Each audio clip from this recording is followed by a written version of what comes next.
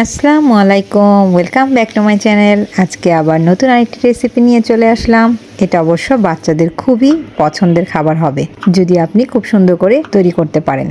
আমি আমার রেসিপিতে চলে আসলাম। প্রথমে আলুগুলোকে খুব সুন্দর করে একদম গোল গোল করে কেটে নিয়েছি পাতলা করে। এরপর চিংড়ি মাছটাকে খুব সুন্দর করে কিমা করে নিচ্ছি, তবে অবশ্যই ভালো করে পরিষ্কার করে নিতে হবে। এরপর আলুগুলোকে লবণ দিয়ে একটু ভিজিয়ে রাখতে হবে। এরপর কিমা করা চিংড়ি মাছের মধ্যে একটু কর্ন আর অল্প কিউব করা গাজর এবং সাথে দিতে হবে গোলমরিচের গুঁড়া এবং টেস্টিং সল্ট, সয়া সস দিতে হবে অল্প পরিমাণের। এরপর দিবে একটুখানি টমেটোর সস, এরপর পরিমাণ মতো লবণ।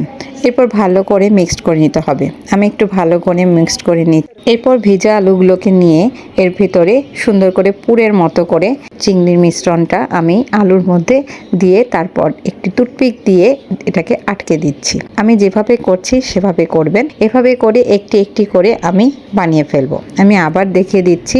একটি আলুর ভিতরে মানে আলুর যে কাটা স্লাইসটি তার ভিতরে সেই মিশ্রণটি দিয়ে আমি কাঠি দিয়ে মানে টুথপিক দিয়ে আটকে দিব।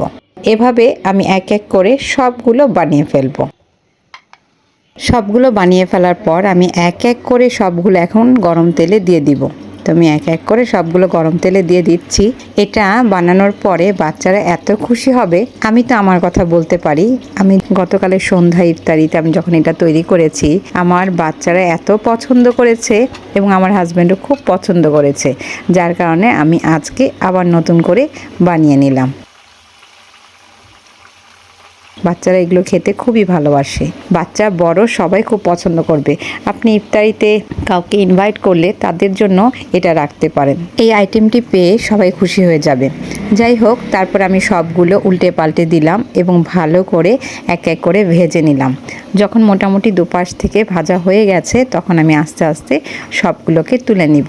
তা আমার ছোট বাচ্চা ইমিকো সে খুব পছন্দ করেছে, তার প্রতিদিনই এটা চাই।